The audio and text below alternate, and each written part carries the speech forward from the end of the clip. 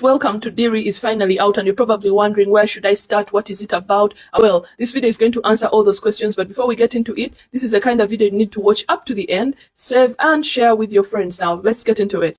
First things first, the new series is set in the universe of the recent It Chapter 1 and Chapter 2 movies that were based off the It book that's written by Stephen King. So before you get into the series, it will help you a little bit if you can watch It Chapter 1 and It Chapter 2. Now, the book is really long, so those thinking that I should read the book before, the book is over 1,000 pages long. Now, when Stephen King wrote the book, he said that he wanted to explore the story of a town that's being haunted. Now, what is haunting the town, you might ask?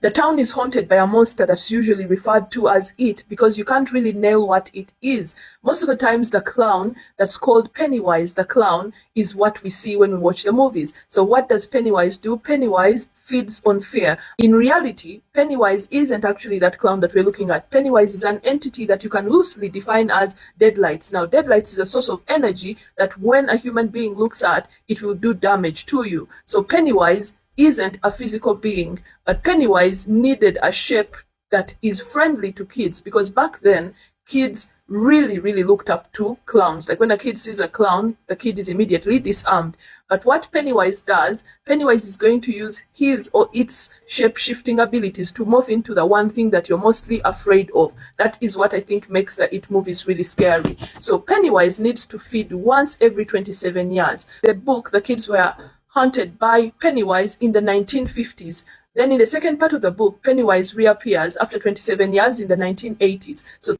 those same kids that he haunted in the 1950s meet him again in the 1980s. When they hear he has returned, they come back to Derry to try and fight him again. So in the movies, that's the 2017 movies, It Chapter 1 and Chapter 2, what they did is that they made the first movie to focus only on the kids. So the first movie is set in the 1980s. Then the second movie was brought in our modern time. Because the book is so huge and it's so hard to condense everything into a movie, the series is set in 1962. That's exactly 27 years. The other kids in 1989 were haunted by Pennywise. This is what you loved about Stranger Things, but this is going to get darker. I've watched the first episode, and the second episode is getting an early release on 31st October, Halloween. So I cannot wait to get deeper into it. If you have watched the movies or if you have read the books, let me know in the comment section how you're rating It Welcome to Derry so far. For me, this is a 10 out of 10. I'm a Stephen King fan, and I love that he approves of this. He approves of the casting. I love Bill Skarsgård as Pennywise. He's the only Pennywise we will ever need in this generation. Because don't forget to hit that plus sign.